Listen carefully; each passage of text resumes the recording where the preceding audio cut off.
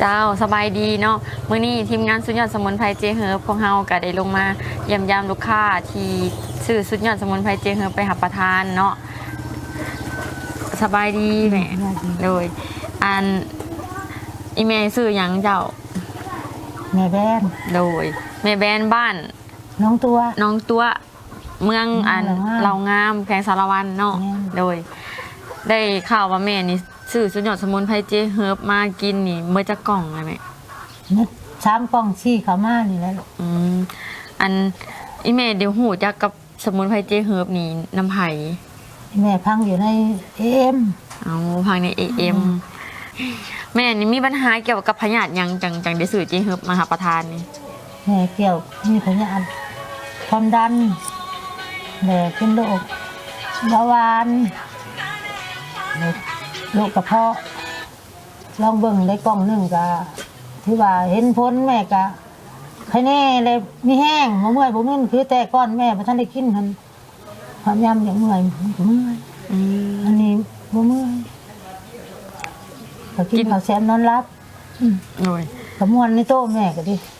เฮ็ดเวยกเฮ็ดงานกับบ่เมื่อยเนาะ เฮ็ดอยากพวกเฮือนพวกซ่านจะบ่เมื่อยบ่มึนคือเก่าวางหันเมื่อยกันเฮ็ดไว้ๆเด้เมื่อยโลดทำมาพักผ่อนก่อน อืมแต่เก่านี้เฮ็ดเวียกนี่เมื่อยแล้วก็ต้องได้นั่งพักผ่อนก่อนแล้วจังได้เฮ็ดต่อได้ แม่ คือคุมื้อนี่เฮ็ดเวียกนี่ได้สบาย ได้ โดยในช่วงที่แม่กินทำอีทหั่นนะแม่นี่มีอาการเจ็บอยู่บ่ บ่มันเป็นแบบว่ากินผับมื้อนี้มื้ออื่นมาคือว่าเบ้าในโต๊ะแม่ กินแล้วเบาเลยบ่มีเจ็บบ่มีนักต้นนักโตหยังเนาะ บ่ โดย มีแต่เบ้าไปเลยบ่มีว่าปวดนั่นปวดนี่เองบ่ได้ปวด โดย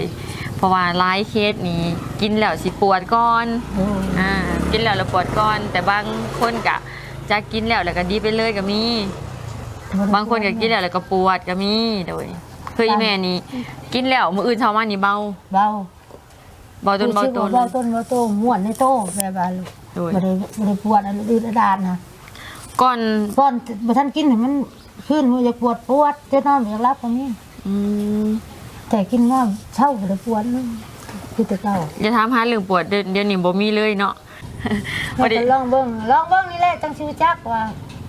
แพงพรบ่จักหาเงินได้สิกินรักษาชีวิตตัวเอง